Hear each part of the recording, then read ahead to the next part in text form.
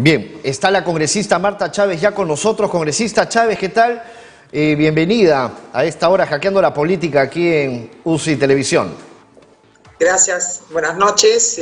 Miguel, mi saludo a sus televidentes. Gracias. Bueno, doctora Chávez, hemos podido escuchar las palabras el día de hoy del presidente del Consejo de Ministros, Pedro Cateriano, quien pues se ha referido, ¿no?, en torno a lo que debería de preocuparse el Congreso de la República prácticamente, que es saber los temas de las reformas y más, ¿no? O sea, entonces esto da que pensar, porque si se cambia de gabinete, se espera refrescar en cierta manera un poco el Ejecutivo y que ejecuten, pero estamos viendo que nuevamente se estarían metiendo con el Congreso. ¿Qué tiene que decir con las últimas palabras que ha dicho que no es oportuno para interpelar a los ministros?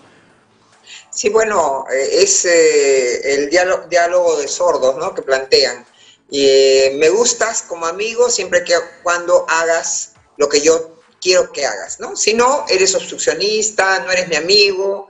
Ahora, el señor Cateriano tiene que aprender y leer mejor la Constitución, porque las interpelaciones no son un mecanismo de confrontación política, las interpelaciones son un mecanismo para fiscalizar.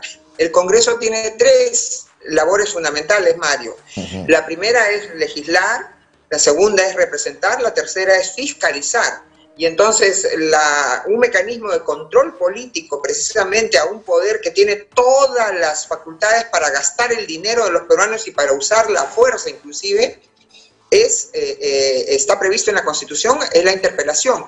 ¿Qué significa? Preguntarle al ministro tal y cual cosa en relación a su sector. Entonces, luego viene la posibilidad de que, de acuerdo a las respuestas que se hayan recibido, se decida o no censurar. Incluso a veces el asunto es tan grave y ya es de dominio público, algo que pueda sonar irregular, donde haya que hacer efectiva la responsabilidad política de un ministro, entonces ya se procede a la censura. Pero ahora simplemente están buscando interpelar. Entonces ya comenzó pues el señor Cateriano, y yo creo que por la edad que tengo y el recorrido que tengo, no tengo derecho a ser ingenua, pues, ¿no? Entonces, el señor Cateriano es una persona que tiene una trayectoria política muy negativa. Primero, ha sido el gran defensor de la señora Nadine Heredia, ha sido el copartícipe, por no decirle cómplice, en la usurpación que la señora Heredia hizo de las funciones presidenciales, dejando en ridículo al propio presidente Humala. Ha tenido gravísimos actos de participación en actos de corrupción muy claros, como son el tema de la compra del satélite francés, que la etiquetaron falsamente como una compra de gobierno a gobierno, y el propio embajador francés le dijo a la Comisión de Defensa: no ha sido una compra de gobierno a gobierno.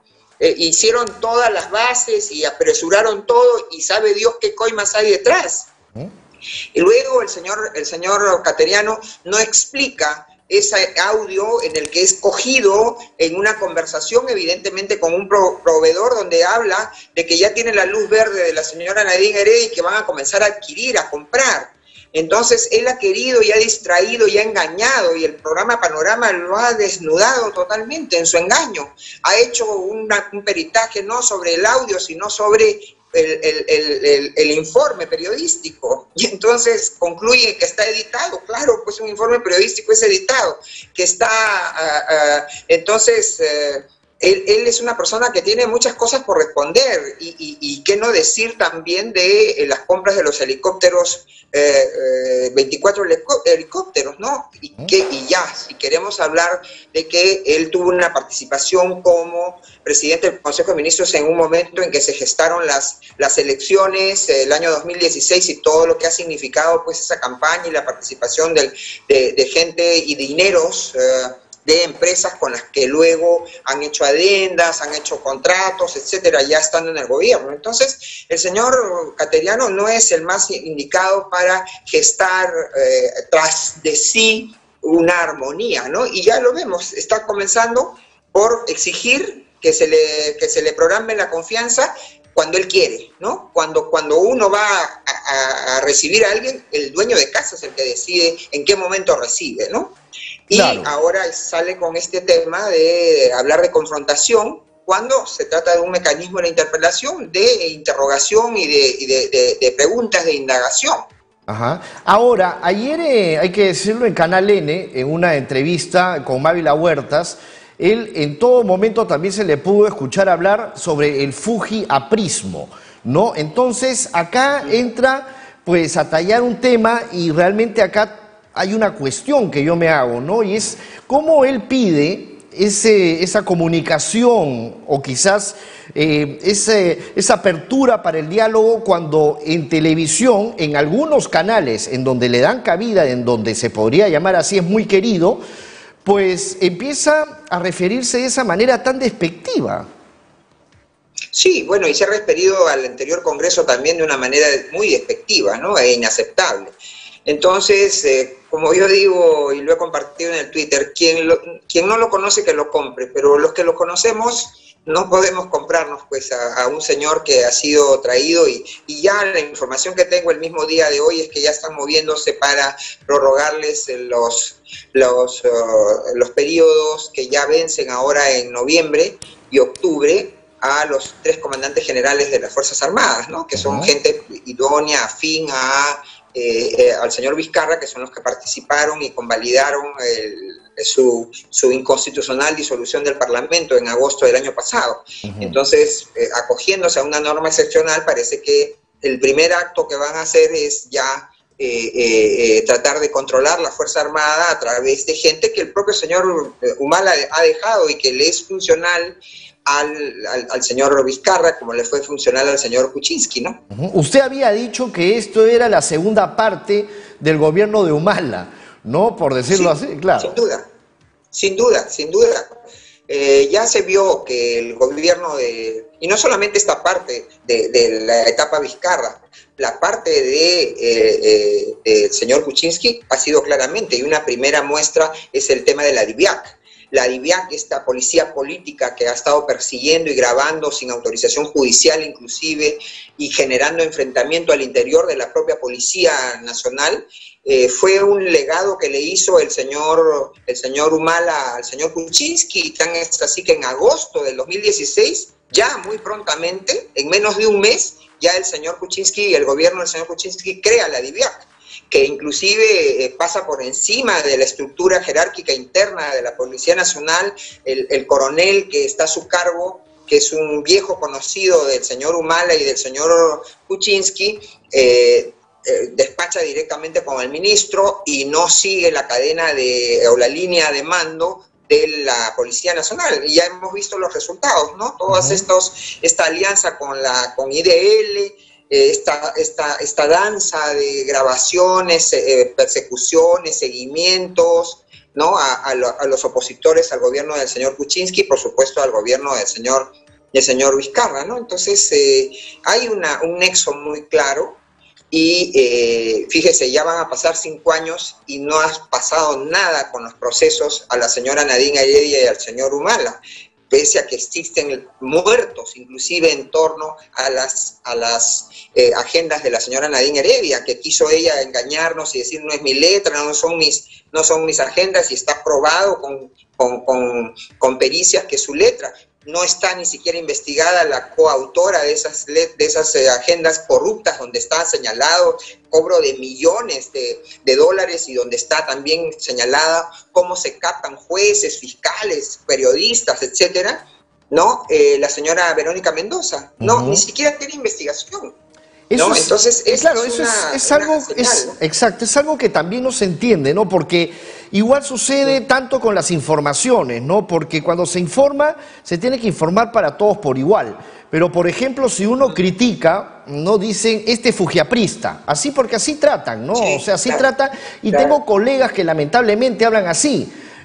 También hay canales de televisión a los cuales pues muchos son muy asiduos, ¿no? Y que van y se presentan, ¿no? Ayer mismo, por ejemplo, ya había tomado el mando, ¿cómo se llama?, Cateriano, y va y se sienta ahí en Canal N, por ejemplo, ¿no? Entonces, sí, obviamente, bueno, ya esto es una rutina, ¿no? Pero la gente parece que se acostumbró a esa rutina y no abre los ojos muchas veces y no se da cuenta de los errores que hubieron durante el gobierno de Humala y a lo que nos podría llevar aquí en un futuro.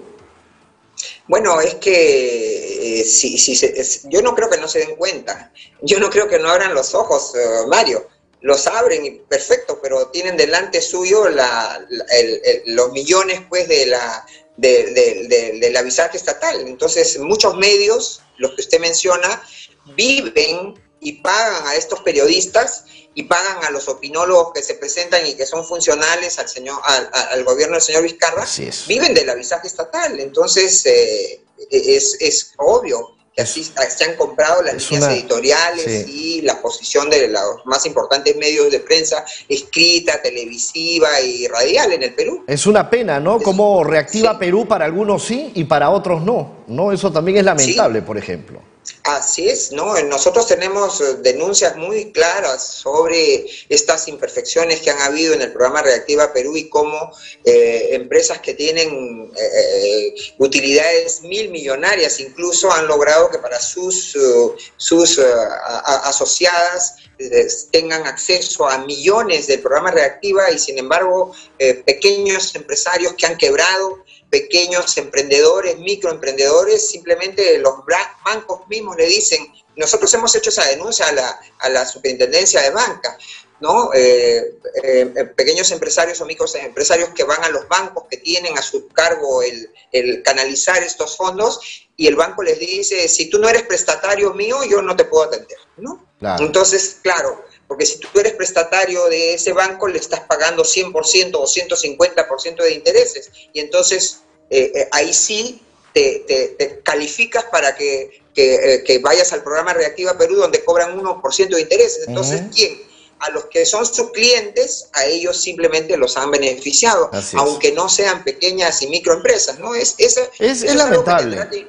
Sí, es lamentable. El gobierno ha aceptado, la propia ministra de Economía, que ha habido fallas del diseño, ¿no? Pero es muy lamentable pues que precisamente los operadores en quienes el Estado ha confiado sean los primeros que le sacan la vuelta y se aprovechan de los defectos de diseño del programa, ¿no? Así es, así es. Bueno, ahora hay un Twitter, ¿no?, que ha sido escrito por Dieter Columbus, congresista, en donde, Cateriano ha dicho que obviamente él está abierto a hablar con todas las tiendas políticas, con todas las fuerzas políticas, y Dieter Columbus ha dicho pues que priorizando los intereses del país, ¿no?, más aún durante el estado de emergencia, como vocero de la bancada, pues afirma que está dispuesto a conversar con Pedro Cateriano, ¿no?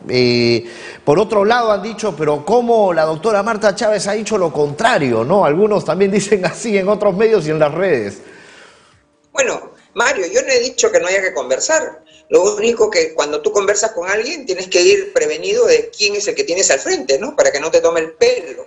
Ahora, sí, nosotros quisiéramos pues que la situación del país es tan grave que yo mismo he señalado, aunque no le tengo nada de confianza al señor Cateriano y yo esperaría que más bien él responda ante la justicia por los graves cuestionamientos que tiene.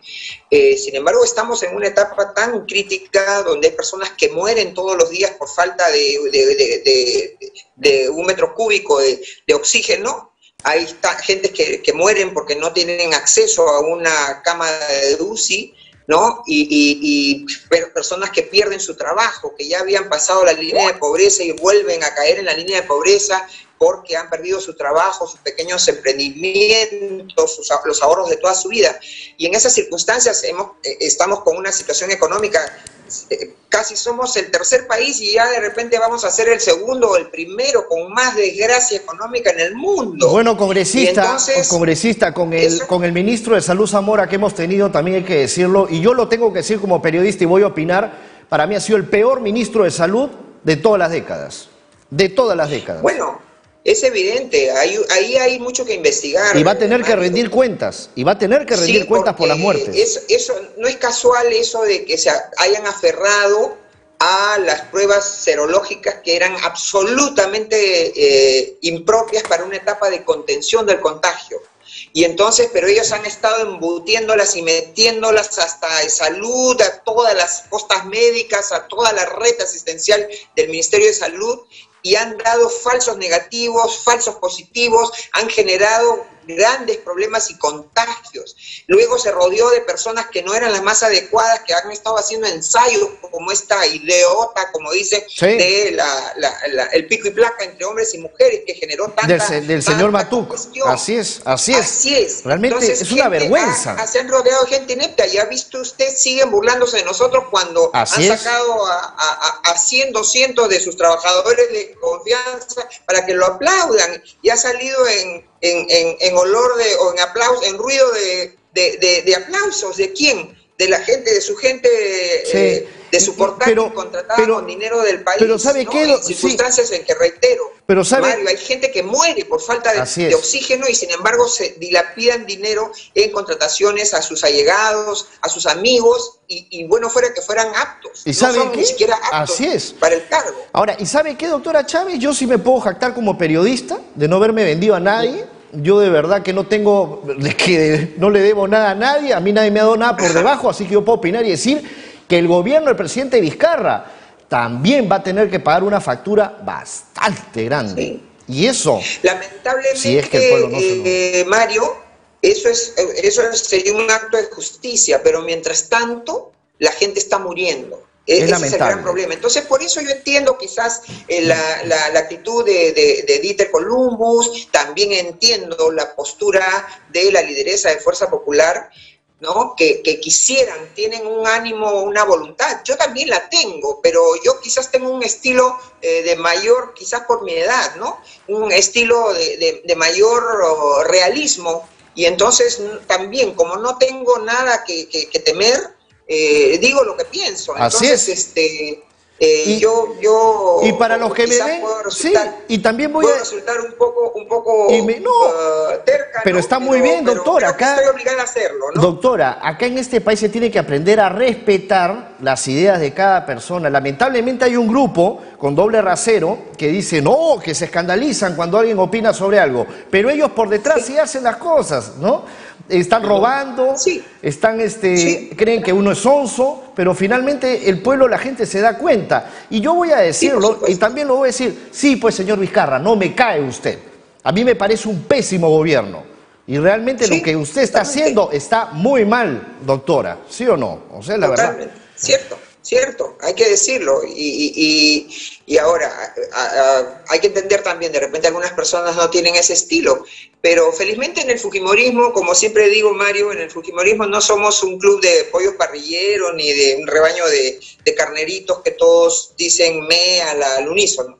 En el fujimorismo, desde siempre, el fujimorismo que yo conozco desde hace 30 años, el fujimorismo siempre hemos tenido oportunidad de grandes debates internos, de tener la propia personalidad de cada uno, y eso se respeta, ¿no? Así es, y otra cosa también, doctora Chávez, es sobre lo que se viene económicamente. O sea, porque nosotros hemos retrocedido 30 años y para poder recuperar eso, y vayamos a ver si es que hay elecciones en el 2021, porque de repente, ahorita en octubre dicen la cifra de fallecidos y de contagiados se ha elevado de una manera tal que se van a tener que retrasar las elecciones al 2022. ¿Qué hacemos? Así es. ¿Qué pasaría? Es más, yo he visto en el Congreso a varias personas que tienen mucha vinculación con el gobierno decir eso, en privado y en público, ¿no? Oigan, miren cómo en tal país se han postergado las elecciones, ¿no? Y entonces, porque hay algunos que quieren quedarse en el Congreso, y entonces, paralelamente, saben que también el señor Vizcarra quiere quedarse. Entonces, para mí, y también eso de repente a algunas personas no les gusta, pero digo, la convocatoria de elecciones, primero que es una obligación señalada ya con fecha, ya vencida en estos días, ¿no? La convocatoria de elecciones... Sí, parece que hay 270 días previos a la elección de abril. Sí. Entonces no era nada de que yo cumplo mi palabra y soy el demócrata y que tiene su arraigo en la Constitución. Claro. ¿No? Y entonces, pero eso no nos garantiza que llegado diciembre, enero, el señor Vizcarra, siguiendo los malos consejos de mucha gente que tiene en su entorno, pues, y que se beneficia de estos círculos de poder, le vaya a decir, no, tenemos una crisis, no, y la crisis económica es gravísima. Mire, Mario, si antes se decía que necesitamos crecimiento poblacional y las necesidades de sacar de la pobreza extrema a buen número de peruanos, hoy con un decrecimiento que diríamos, muy cautamente está previéndose en no menos del 12% del PBI, ese es un desastre, es una catástrofe. Por eso el propio doctor Velarde del Banco Central de Reserva ha dicho que es una catástrofe que no se ha visto en más de un siglo. Uy, pero han dicho, señores, sí, pero doctora Chávez, han dicho que sí, la ministra de Economía, María Antonieta Alba, es un poco más y es una eminencia. Una eminencia. Sí, ciertamente, ¿no? Ahora, cierto que no es solamente un tema de un solo sector. ¿Qué puede hacer la ministra si es que tiene detrás o al costado a un presidente que se gaste el tiempo en hablar cosas que no convienen, en tomar decisiones que no son las que corresponden, otros ministerios que se van como el Ministerio de Salud, por ejemplo, ¿no? Entonces, eso debe ser un trabajo de equipo, pero lamentablemente el líder de ese trabajo en equipo no entiende. Mire que Mario, que hasta hace unos meses no se enteró de que también era él el jefe de Estado, ¿no? Él se creía solo jefe de gobierno, ¿no? Claro. El jefe de Estado representa a la nación, es el comandante supremo, jefe supremo de las Fuerzas Armadas y la Policía Nacional. Sí, vamos. Y entonces es el que administra la chequera y el chanchito del país. Eso y tiene vamos, que saberlo la gente. Sí, es cierto. Vamos a escuchar, doctora Chávez, le invito a escuchar lo que dijo el presidente Vizcarra sobre las elecciones limpias que él ha dicho van a haber el próximo año. A ver.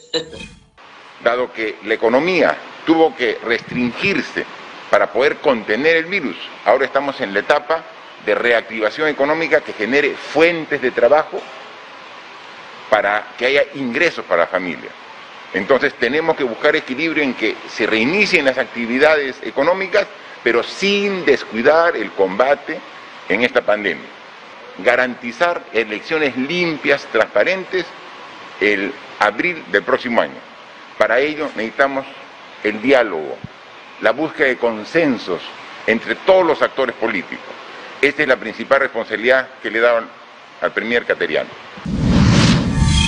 Ahí está, pues, Tan cierto como su meseta, pues. Hace dos meses nos habló de la meseta y todavía seguimos de crecimiento de los contagios y de las muertes, ¿no? Pero el señor hablaba de meseta, ¿no? Y entonces no vive la realidad el señor, decididamente nos está hablando de reactivación económica. Por favor, seguimos cayendo y seguimos avanzando en las escalas mundiales en nivel de contagiados y nivel de muertos, y eso que todavía no se ha contabilizado los efectos de esta apertura de las actividades, ¿no? Que se ha hecho sin mayor preparación, sin mayor inducción o orientación a la población. Ya otros países desarrollados están volviendo a plantear ciertas restricciones porque la apertura también ha significado un mayor índice de contagios. Entonces, claro, yo tengo la preocupación, el señor Vizcarra decididamente no ha entendido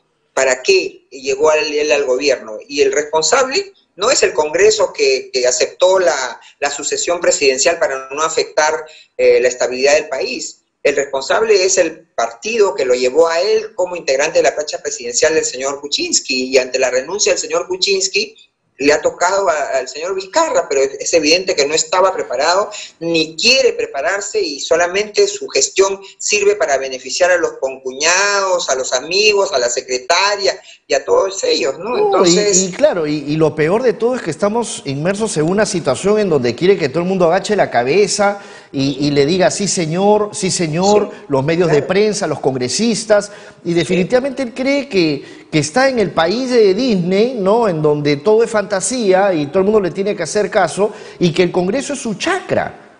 Sí. Mire, Mario, ha empujado el tema de la paridad, cosa que él no cumple porque acaba de nombrar un gabinete con 12 ministros hombres y 7 mujeres, ¿no? A menos que 3 de los ministros hombres ya tengan su mandil rosadito, ¿no? Para cambiar de género. ¿no? Y cumplir la cuota. Claro. ¿No? Ha empujado al Congreso para que elimine la inmunidad parlamentaria, como si fuera un problema. La inmunidad parlamentaria no es un problema y el Congreso no gasta dinero. El presupuesto del Congreso es menos de 0.5% del presupuesto anual del Estado. Así es. El que gasta es él, son los ejecutivos, son los ministros, es el presidente y también los alcaldes y gobernadores, pero dale que dale con el Congreso. Sí. Y su exceso hizo que sus aliados se molestaran y fueran a eliminar la inmunidad de tutti mundi. Ahí sí se preocupó, ¿no? Ahí sí hubo llanto y crujir de dientes, al punto que han paralizado esa reforma. Pero no contento con eso, quiere empujar al Congreso a poner otra reforma que viola el principio de presunción de inocencia, el principio del debido proceso y el principio de pluralidad de instancia. ¿Todo para qué? Creyendo que con eso afecta a líderes opositores, ¿no? Porque él tiene confianza de que sus 40 investigaciones no van a llegar a ninguna sentencia de primera instancia. Pero él sí tiene la seguridad de que puede lograr sentencias de primera instancia en unos meses para sus opositores. Congresista Chávez, ha sido muy amable, muchas gracias por conversar con nosotros. Mario. Hemos tenido una larga conversación, hay muchos temas todavía, pero a veces realmente nos ganan. También es el sentimiento, el tema, la ofuscación, ¿no? Porque estamos viendo que nuestro país está entrampado actualmente de lo que avanzó y la gente no tiene qué comer, la gente no tiene cómo pagar, les cortan la luz, les cortan el agua, gente que sube y baja cerros. Entonces, definitivamente, eso es por lo que no se está preocupando este gobierno egoísta. Muchas gracias. Muchas gracias, doctora Chávez. Buenas noches. Muy buenas noches. Y bueno, disculpen si en algún momento en esta entrevista hemos, pues, quizás tenido, ¿no?, por ahí algunos comentarios o qué sé yo, pero esto es lo que piensa el común denominador, el ciudadano de a pie, el peruano, ¿no? El peruano que está padeciendo día a día la falta de recursos, no producto del coronavirus solamente, sino también de las malas estrategias, ¿no?, de un gobierno que lo único que estamos observando es que beneficia con tarjetazos a la gente de su entorno y nada más, y esto hay que decirlo.